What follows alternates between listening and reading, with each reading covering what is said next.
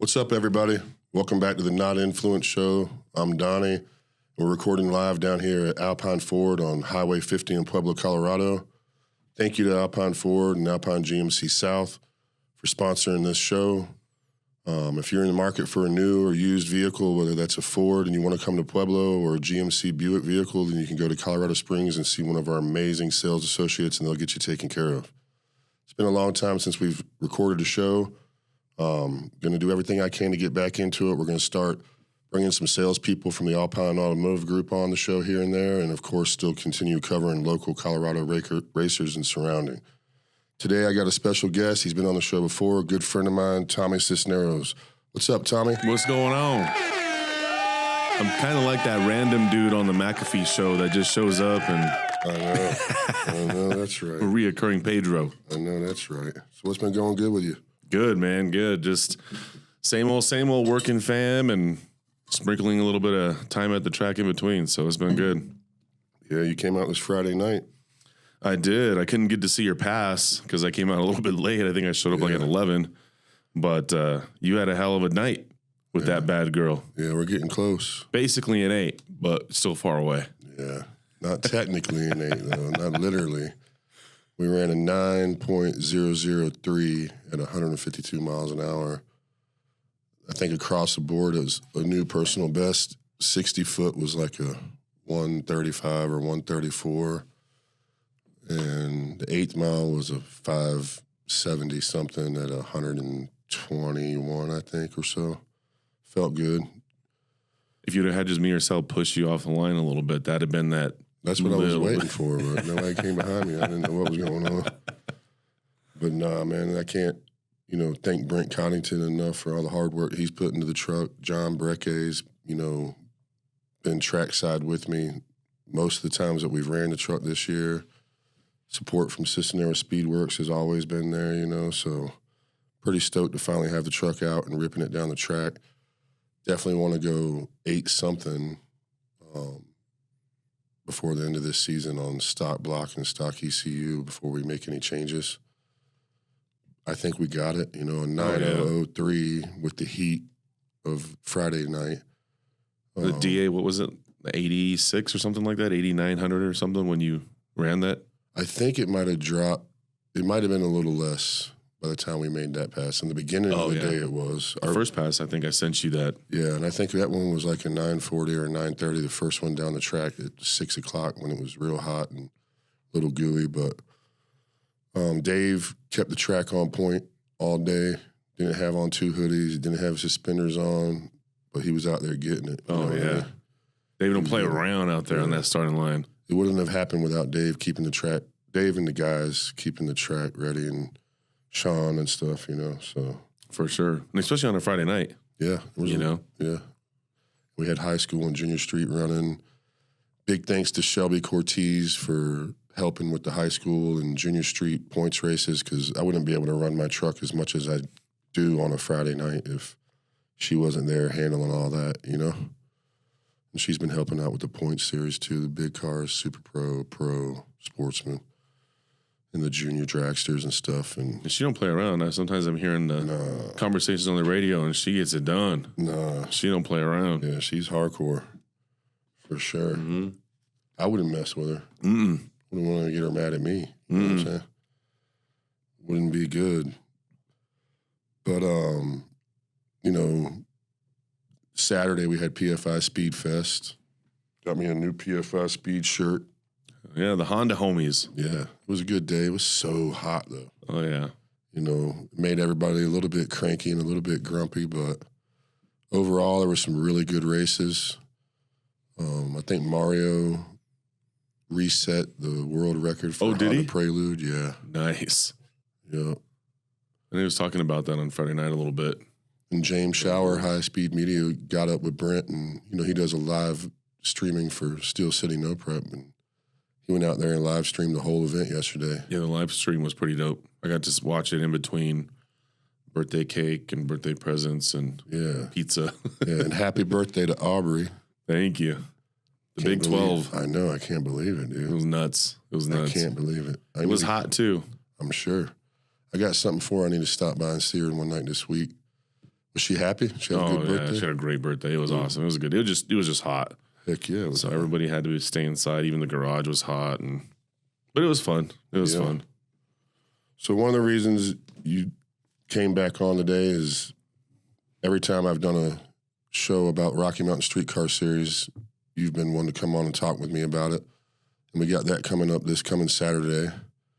So just wanted to get that information out for everybody, and hopefully they understand the importance of participation, because there's no sponsorship for that specific event, but the track has to make money and there has to be a payout. And so the track's going to keep, I think it's 60 or 65, and then the rest of the buy-in for each class is what builds their payout.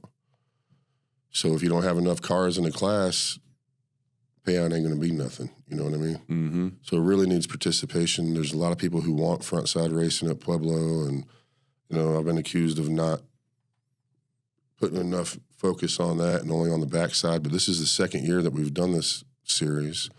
First year there was 4, and 2 of them sucked, and 2 of them were okay.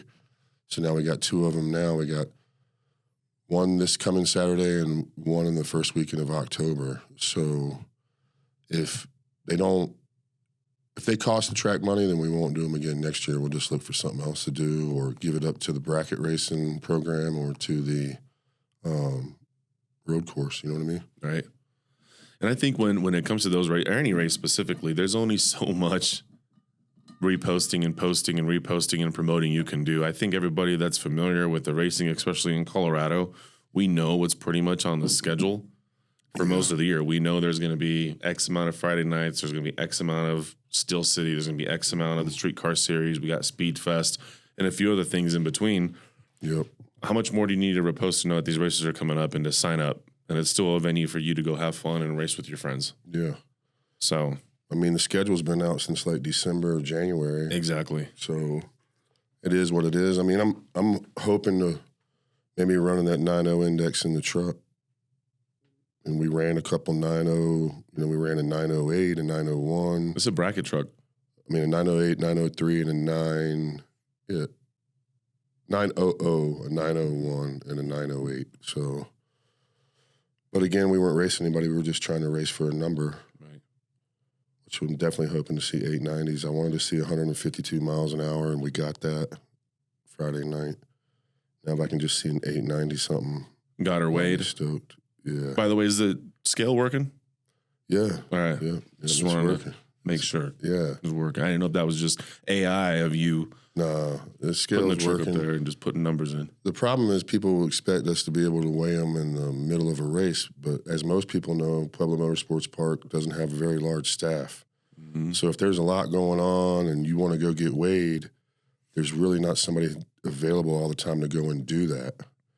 If you hit me up when you first get there at the end of the night or something like that, we can figure something out. You come in, you want to work something out to come in a little early for me to get you on the scale and weigh your car, we can do that too. But yesterday, since my truck was still out of the trailer and John was there and we were just talking and said, there was some downtime. There was a mess up on the track that had to get cleaned up and, and that's part of the game. But at that point, I just took the time to take the truck over there and weigh it, and it weighed 4190 without me in it.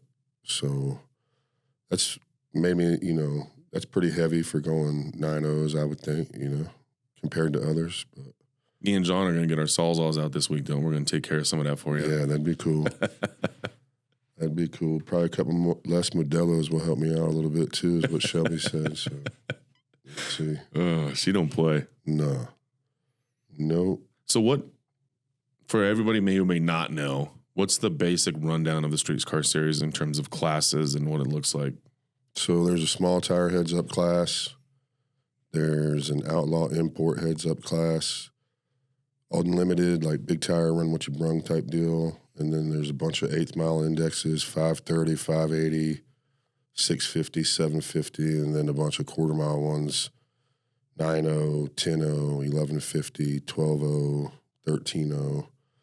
And some of those things can be changed if people participate and, they're like, hey, I want this class, and there's enough cars to make it make sense. I'm down to change anything we can just get people to participate, and then we can start having conversations about what the racers want to see different. It can evolve, but people got to show up first. Mm-hmm. There's nothing to evolve if there's nobody there.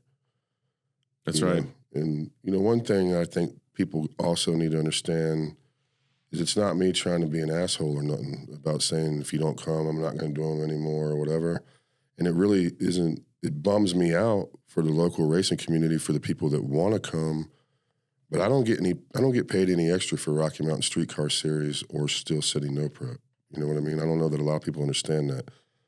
Those two series are me volunteering my time to the track and to the racers, just like the other people that volunteer their time for Steel City No Prep or that help out with the Rocky Mountain Streetcar Series.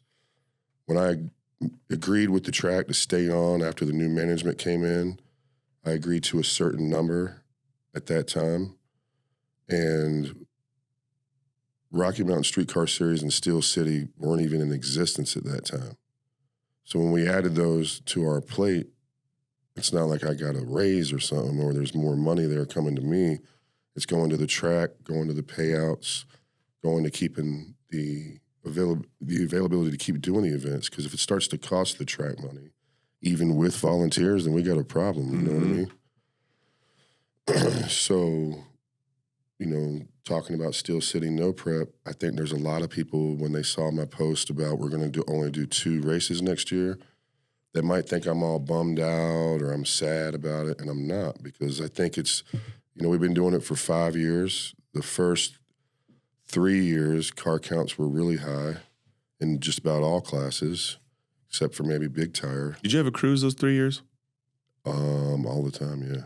Okay. Yeah, some people don't like the cruise. I don't really care. It's a 15 to 20 mile cruise.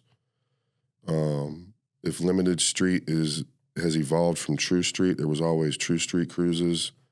So if you have a True Street car or a Limited Street car, then it should be licensed and insured, and you should be able to cruise that joker before you make a pass. It's not like we're making you run on the same tire you're racing on either.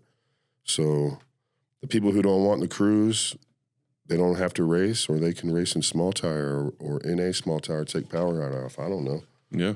But Grocery Getter and Limited Street are going to continue to do a cruise.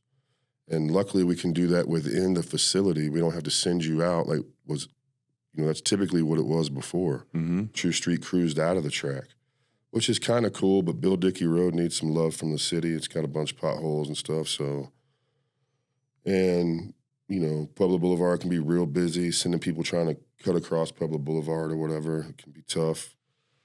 I think we are going to do a cruise for at least Grocery Getter on the Halloween drags. Yeah, that would be cool. Yeah.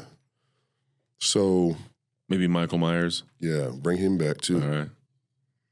Mm-hmm. But it just seems like the cruise theme has the cruise complaining has elevated over the course of last year and this year specifically, in my opinion. And the people complaining about the cruise are in the wrong class. Look at Anthony Reed. That dude went and did a dragon drive in Montana, drove all night, and still did the cruise at the last Steel City and still won the class. That's the kind of car that class is made for. Mm-hmm. Simple. You know what I mean? If your car can't do that, then that's not the class for you. Right. And that means either you race up in small tire where you don't have to cruise, or you don't race with us because we don't have a class for you then. Right. So, I mean, if I race in Steel City, that's the class I'm going to be in, so my truck's going to have to make the cruise too. Mm-hmm. So, but that's just some things I noticed. And I know there's a lot of other events in and around us that are similar to Steel City No Prep, and I think that's great for the sport. Absolutely. And I just think that over the past few years, I've seen naturally people are going to compare. Absolutely. They're going to compare the tracks. They're going to compare the way. I don't have to do a cruise at this one. Exactly. They're going to compare that. That's cool. You don't have to go. That's awesome. That's cool that there's options out there for you to be able to go do those things. For sure. But then just don't complain at each venue of like, I want this venue to be like PMP, or I want that venue to be like PMP, or we want PMP to be like that venue. Mm-hmm. You have options. The other thing that gets me is, people comparing it to like, oh, we're racing on the street at this race. you're racing on the track. Let's be real clear.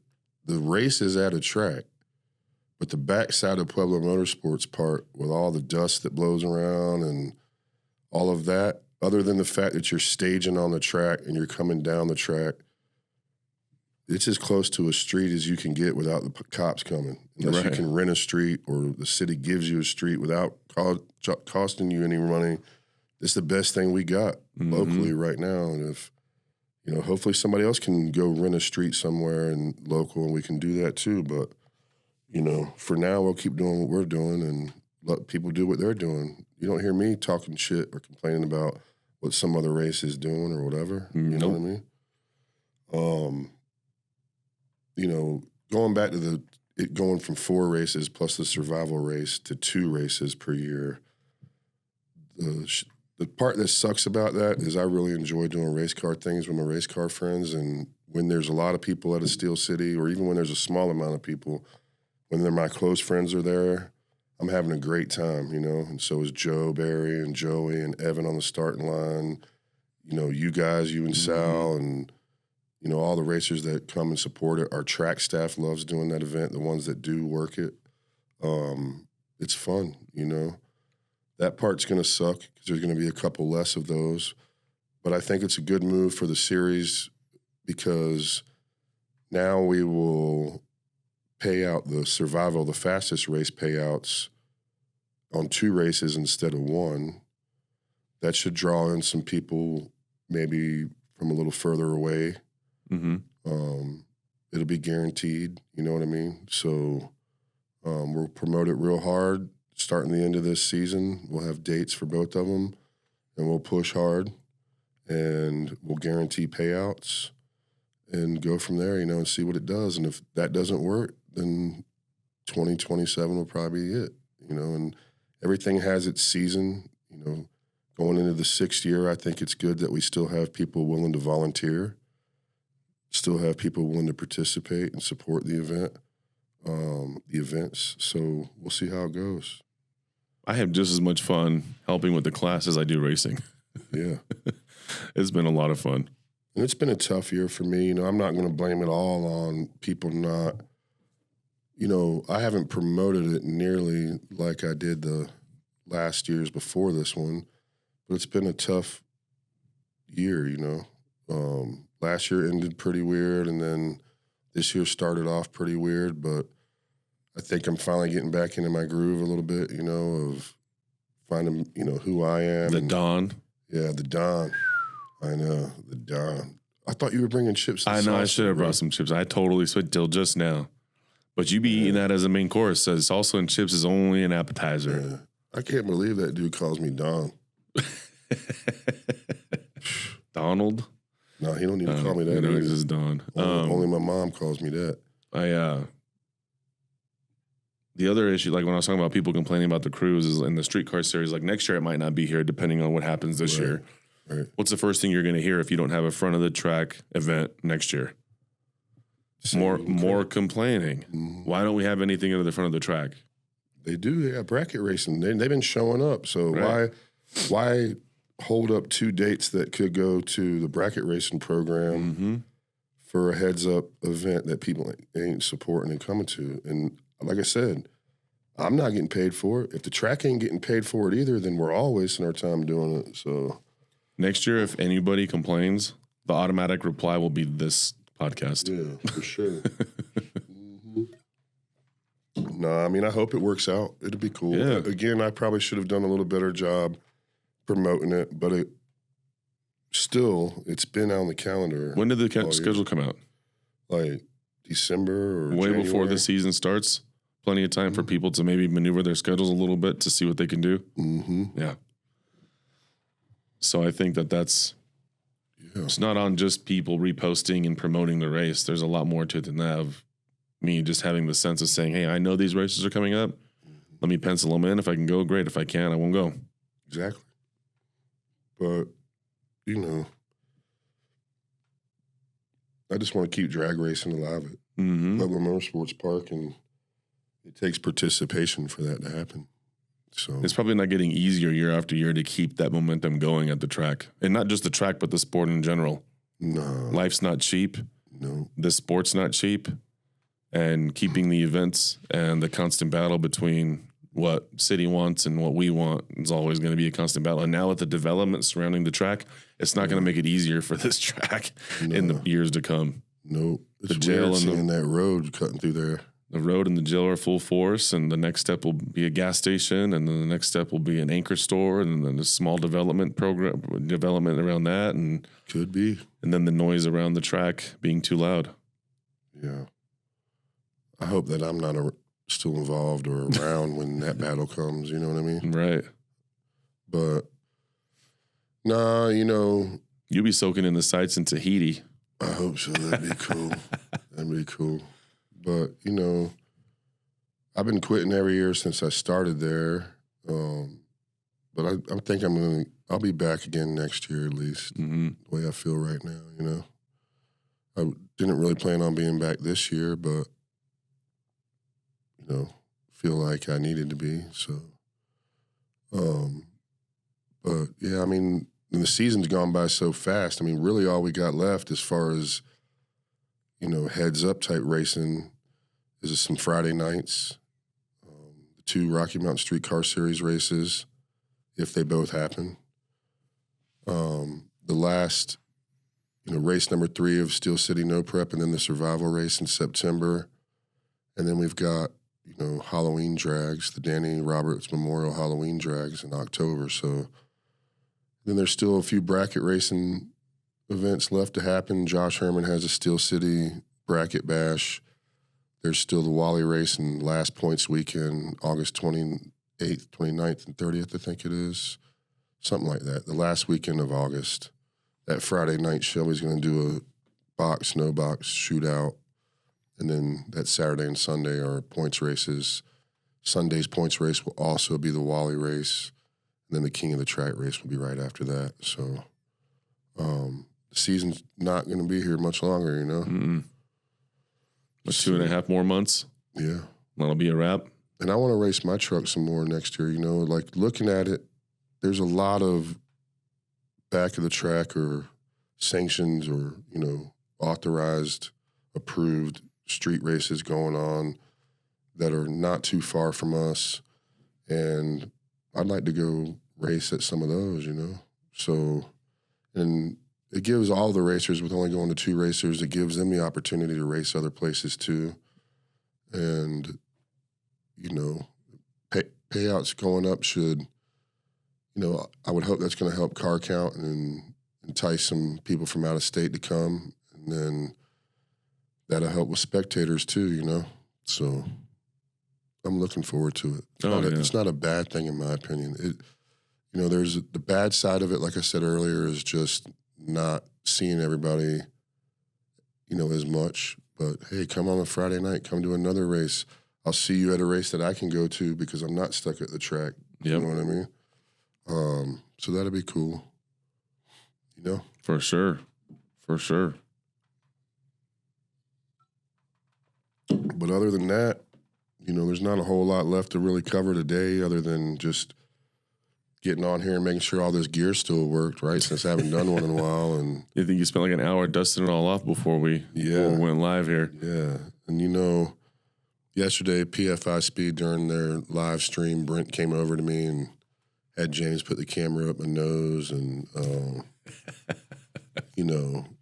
gave a shout out to the podcast, the Not Influence show. And, that was kind of a confirmation for me. Like, I just need to start doing it again.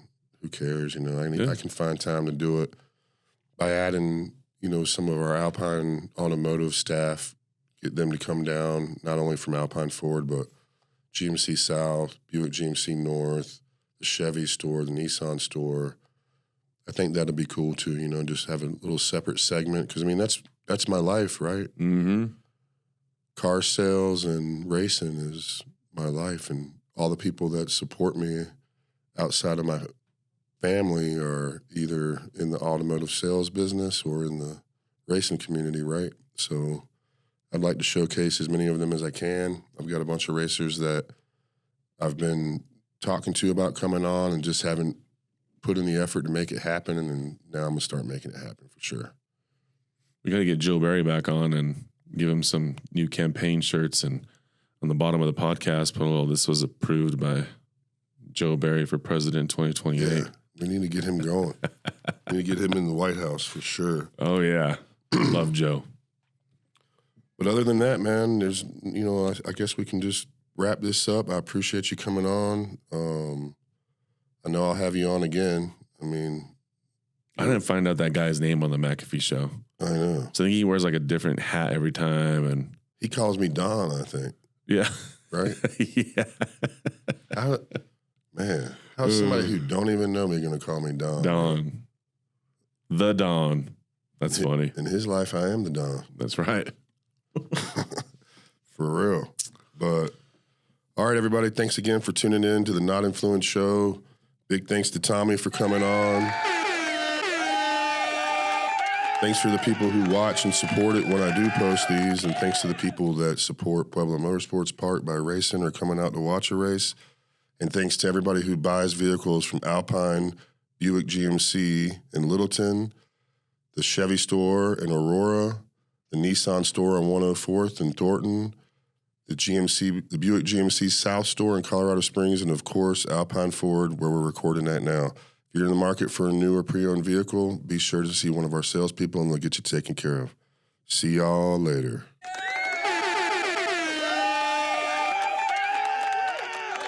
Oh.